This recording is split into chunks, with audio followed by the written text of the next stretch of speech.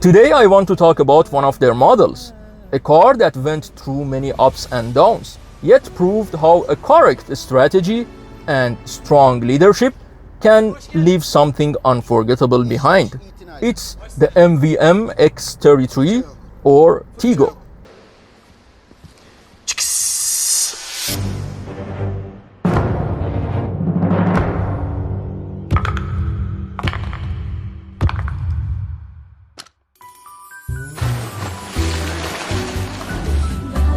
Acıtmadan, incitmeden.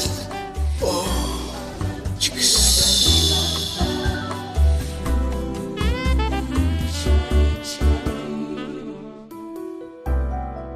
Benim adım Kazım, bu Chery bana lazım. Ateş! Maşallah de. Maşallah abi.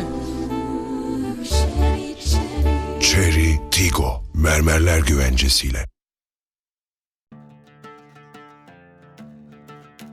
When you look at the old X33, you are looking at a snapshot of China's early automotive ambitions. A period when manufacturers borrowed design cues from Japan, South Korea, and even echoed elements of the early Toyota RAV4. Its angular headlights, modest grille, and straightforward body lines reflect an industry still finding its identity. It wasn't stylish, and it wasn't meant to be. It was practical, affordable, and in Iran, it quietly became part of everyday life. Between this model and the latest version, Chery introduced an intermediate facelift, but it was more of a transitional step than a true redesign. A bridge between generations with mostly cosmetic adjustments. So to understand Chery's real evolution, we move past the facelift and go directly to the version that reshaped the X33's character. Here Chery demonstrates how far Chinese design philosophy has developed. The front end is more assertive, with sharper lines, slimmer headlights, and a bumper that finally aligns with contemporary automotive trends. Along the sides, the changes continue. Stepboards, smoother contours, and refined wheel arches give the SUV a far more cohesive and modern profile. It no longer resembles an early 2000s vehicle. Instead, it presents itself as a genuine 2017 plus crossover, confident, polished, and visually mature. And the rear tells the same story. The latest X33 has replaced the old rugged look with a cleaner tailgate, LED lighting, and an unmistakably urban personality. Overall, the new X33 is offered in two trims. The standard model keeps the roof in the same color as the body, while the sport trim features a contrasting black roof. A small change, but one that noticeably sharpens the car's character. The name stayed the same, the purpose stayed the same, but what you see are two vehicles separated not just by years, but by two distinct eras in the evolution of Chinese automotive design.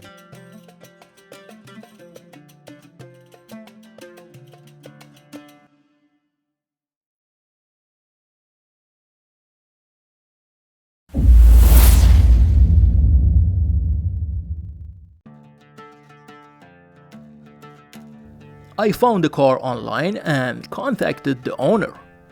It was a 5-year-old vehicle and they had already driven it nearly 90,000 kilometers. The dashboard of the new X33 is where you really feel Chery's shift toward a more modern design language. Everything is shaped with intention, from the layered upper section to the way the air vents stretch across the middle of the cabin. The orange trim line running along the dashboard adds a sporty touch. It doesn't feel luxurious, but it does break the monotony of black plastic and gives the car a bit of personality, something the older X33 never had. The center screen sits inside a clean rectangular frame, almost like a tablet mounted into the dash. It's simple but finally organized. The earlier versions of the X33 always felt like they were pieced together from different parts. This one looks much more unified. Down below, the climate controls sit in a separate cluster with physical buttons and rotary knobs. It's not high-tech, but it's familiar, easy to use, and doesn't distract you while driving. Overall, the entire dashboard has this horizontal flow, a straight line from one end to the other. It makes the cabin feel wider, more structured, and more modern compared to the older, more upright design of the first X33. You can tell Chery didn't try to reinvent anything here, but they did try to make the interior feel like it belongs in the same decade as its competitors. This interior wasn't exclusive to the X33. Chery used the same layout in 3 cars of that period: the Falcon 2, the TIGGO3, and this model. It's a clear sign of a company trying to define its own identity, creating a design language that customers could immediately recognize. A recognizable look that could connect their cars even if they belonged to different segments. Under the hood, the MVM X33 kept the familiar mechanical formula, but it also hinted at a bigger change in Chery's long-term strategy. The X33 is powered by a 2-liter naturally aspirated inline-4 engine producing around 136 horsepower. It's a simple old-school engine, no turbocharging, no direct injection, built more for reliability and longevity than outright performance. Power is sent to the front wheels through a CVT gearbox, replacing the older manual gearbox used in the earlier versions. The CVT improved smoothness and fuel efficiency, but it also made acceleration feel more relaxed and less engaging, especially under hard throttle. What makes the X33 interesting is where it sits in Chery's transition period.